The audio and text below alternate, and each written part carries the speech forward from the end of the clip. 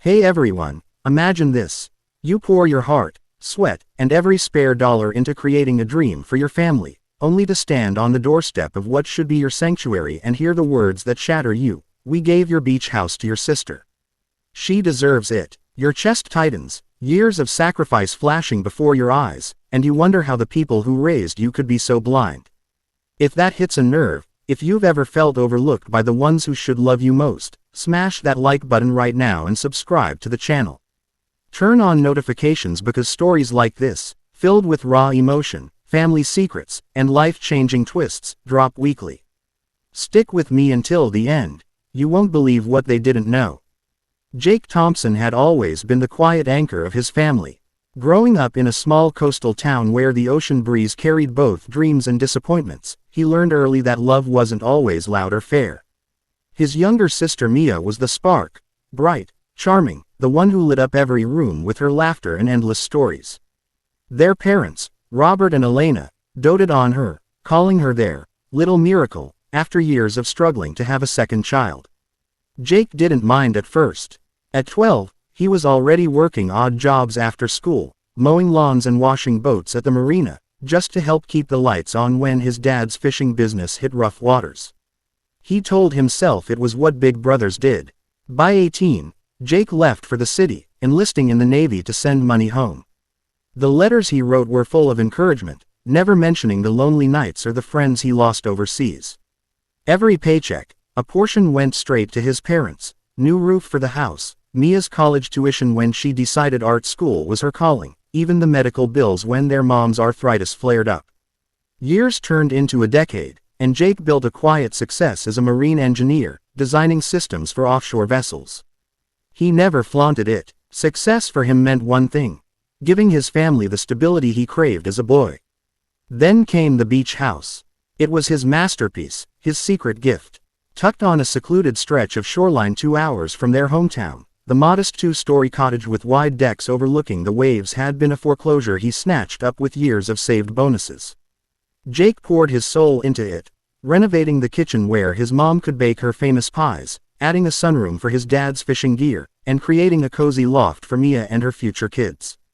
He titled it under his parents' names as a surprise, wanting them to feel it was truly theirs. "This is our forever place," he whispered to the empty rooms the day he finished. For the first time in years, Jake felt he had done enough. Life, however, had other plans. Deployments kept him away longer than expected. Mia moved back home after a messy breakup, her artistic dreams fading into part-time waitressing and a string of bad relationships. She became the one physically present, driving mom to appointments, sharing coffee with dad on the porch. Jake called weekly, but distance made him the outsider. Slowly, resentment didn't bloom in him, but misunderstanding did in them.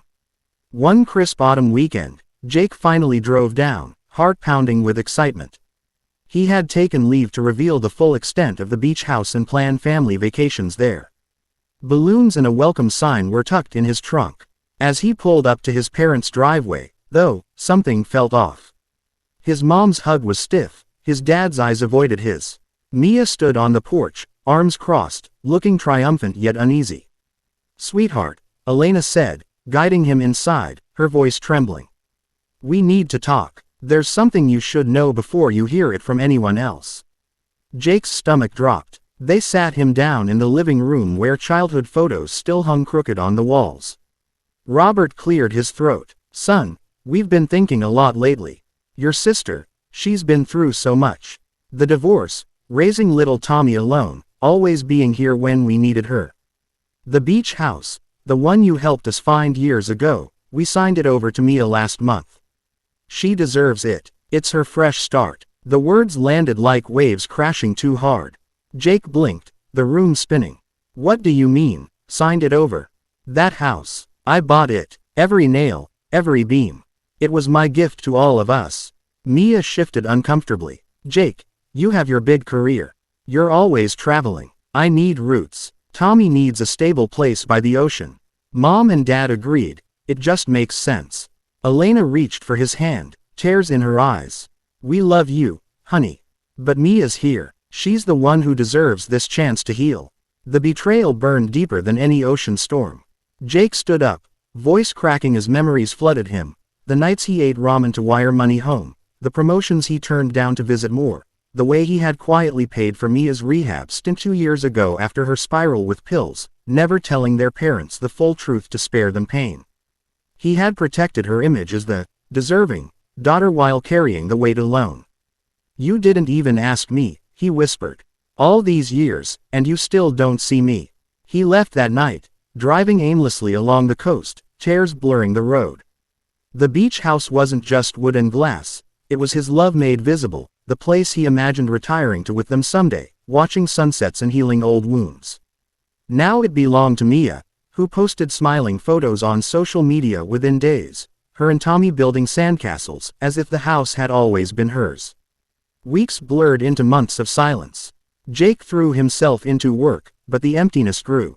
He started coughing persistently during a long voyage, dismissing it as sea air.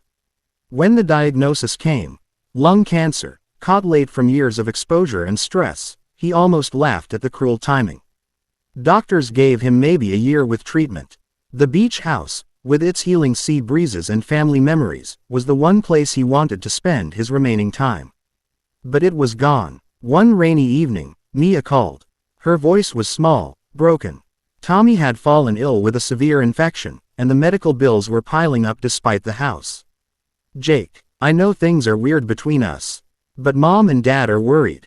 Can you help? Just this once." Something in him snapped. Not anger, but clarity. He drove back unannounced. The confrontation at the beach house itself was raw. Mia stood on the deck he had built, Tommy playing nearby. Their parents arrived shortly after, sensing the storm. "You all said she deserved it," Jake began, his voice steady despite the fatigue in his bones. "But you didn't know that I bought this house outright with my own money years ago. The papers were always in my control until I gifted it freely. You didn't know I've been sending money for Mia's struggles, covering what she couldn't. And you didn't know." He paused, pulling out the medical report. "I have cancer. This was supposed to be my place to fight, to be with family. But I never told you because I didn't want pity. I wanted you to see me without the labels." The silence was deafening. Elena collapsed into a chair, sobbing. Robert's face crumpled as years of assumptions shattered. Mia broke down completely. I thought you had it all together. I was jealous, Jake. You left and succeeded while I stayed and failed. I manipulated them into this because I felt invisible too. I'm so sorry." Tears flowed as they hugged, the ocean waves providing the only steady rhythm. Jake revealed more: the anonymous donations, the sacrifices no one noticed. Mia admitted her insecurities, how being the golden child felt like a cage of expectations.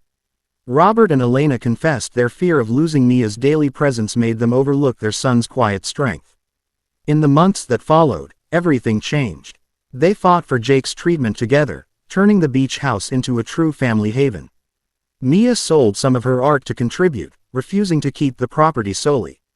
Jake underwent chemo with his family by his side, picnics on the deck, stories shared under starlit skies, forgiveness mending what distance had torn. The cancer went into remission, a miracle they attributed to love and second chances. Jake's story spread quietly through their town, inspiring others to speak up before it was too late. He started a small foundation for overlooked siblings and family caregivers, emphasizing that true deserving isn't about who shouts loudest or stays closest. It's about showing up with an open heart, no matter the miles. If you're watching this, remember, family wounds run deep, but communication and empathy can heal them. Don't wait for a crisis to share your truth. Tell the people you love what they mean before assumptions steal the moments that matter. What would you do in Jake's place? Drop your thoughts in the comments. I read every single one. If this story moved you, like, subscribe, and share it with someone who needs to hear it. Your support keeps these emotional tales coming. Thanks for joining me today. Until next time, hold your family close. The beach house, or whatever your version of it is waiting to be filled with real understanding.